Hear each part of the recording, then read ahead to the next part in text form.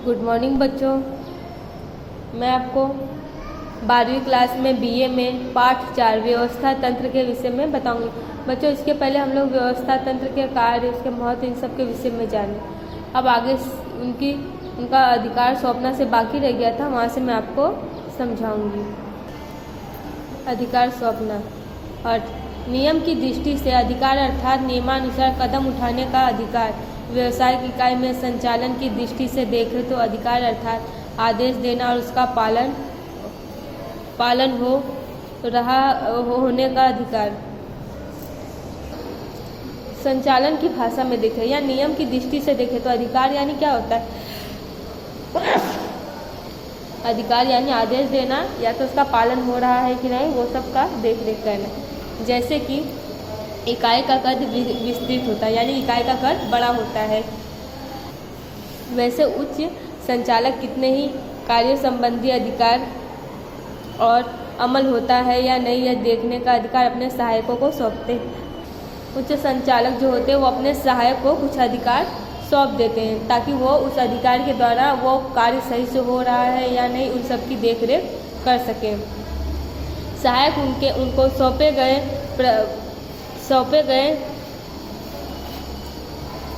कार्यों को प्रभावशाली रूप से पूर्ण कर सके, इसके लिए उन्हें कार्य करने और उसका अमल हो यह देखने के लिए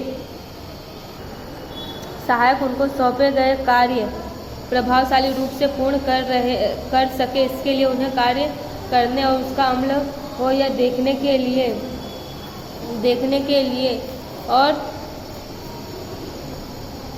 और अधिकार देने पड़ते हैं, जिसे अधिकार सौंपना कहते हैं। देखो, अधिकारी क्या काम करते, अपने सहायकों को अलग अलग अधिकार दे देते हैं ताकि वो कार्य सही समय पे सही ढंग से हो रहा है या नहीं, इन सब की देख रेख कर सकें, जिसको अधिकार सौंपना कहते हैं। वैसे सामान्य अर्थ में कहा जाए तो अधिकार सौंपना अर्थात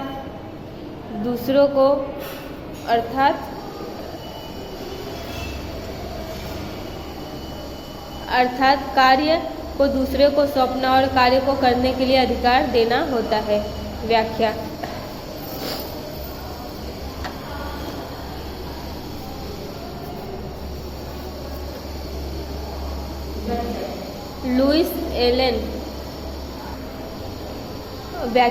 लुईस एलन के अनुसार अधिकार सौंपना ऐसी प्रक्रिया है जिसमें संचालक अपने को प्राप्त अधिकार में से अपने सहायकों को कार्य कर्तव्यों के साथ अधिकार सौंपता है।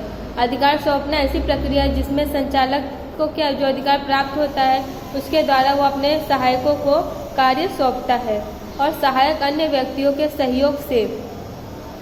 सहयोग से कार्य को अमल करवाने के उद्देश्य से इसको सचेतता से स्वीकार करता है।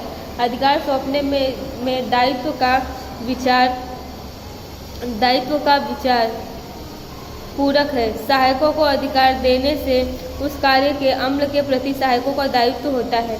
देखो, अधिकारी जब सहायक को अधिकार सौंप देते हैं तो कैसा कार्य है, व्यवस्थित ढंग से करते हैं क्योंकि वो अधिकार उनके ऊपर हो जाता है, परंतु उस कार्य के परिणाम का अंतिम उत्तरदायित्व तो उच्च अधिकारियों का ही रहता है। अर्थात अधिकार सौंपना दायित्व से मुक्ति का मार्ग नहीं है। अधिकार सौंपना यानी अपने दायित्व से इंसान बंध जाता है, इसलिए कार्य व्यवस्थित ढंग से कर लेता है क्योंकि दायित्व से वो मुक्त नहीं हो पाता है। महत्व। अधिकार सौंपना उच्च संचालकों को कार्य से राहत देता है, जिस कारण नीति विषयक निर्णयों पर ध्यान केंद्रित कर सकते हैं।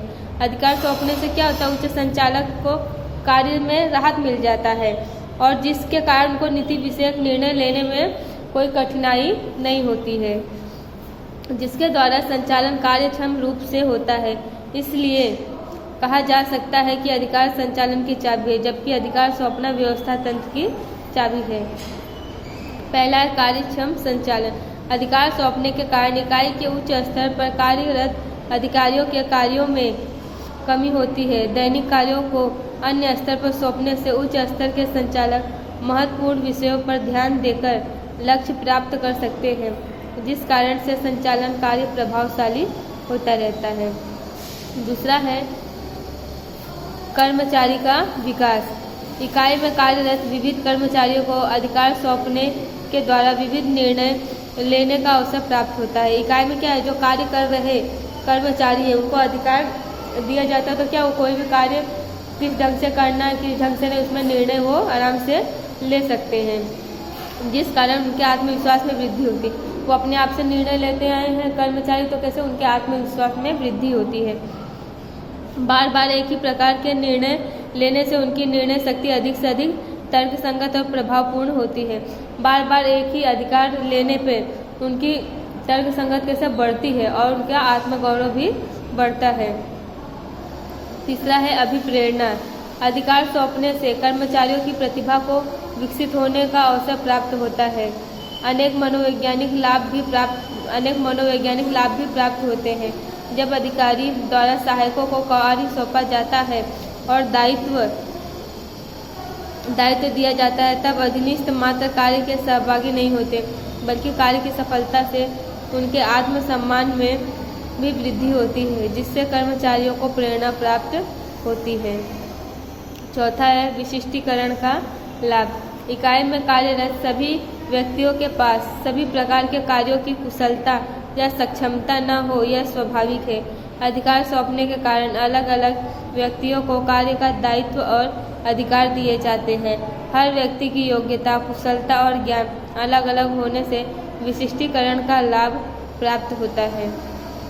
इकाई में क्या बच्चों, जो कार्य करने वाले व्यक्ति के पास क्या है, हर प्रकार के कार्यों की कुशलता और सक्षमता ना हो, यह स्वाभाविक है। मतलब जो है ना, हर प्रकार का कार्य कर रहे हों उनको आए, ये स्वाभाविक बात है। अधिकार सौंपने के कारण क्या है, अलग अलग व्यक्तियों को कार्य का दायित्व और अधिकार दिए जाते हैं। इसलिए कार्य करने के लिए व्यक्तियों को अलग अलग अधिकार और दायित्व दिए जाते हैं। हर व्यक्ति की योग्यता, कुशलता और बुद्धि के हिसाब से उनको अलग अलग दायित्व और अधिकार दिए जाते हैं। हर व्यक्ति की योग्यता, कुशलता और ज्ञान अलग अलग होने से विशिष्टीकरण का लाभ प्राप्त होता है। इससे क्या है, अलग अलग अधिकार देने से क्या है, हमें सही फैसला लेने का मौका मिलता है और अच्छे से काम भी कर्मचारी करते हैं, क्योंकि हर कर्मचारी अपनी योग्यता, बुद्धि के हिसाब से कार्य करता है और उसी हिसाब से उनको कार्य भी सौंपा जाता है। संकलन। अधिकार सौंपने के कारण अधीनस्थ और उच्च अधिकारी जैसे संबंध स्थापित होते हैं।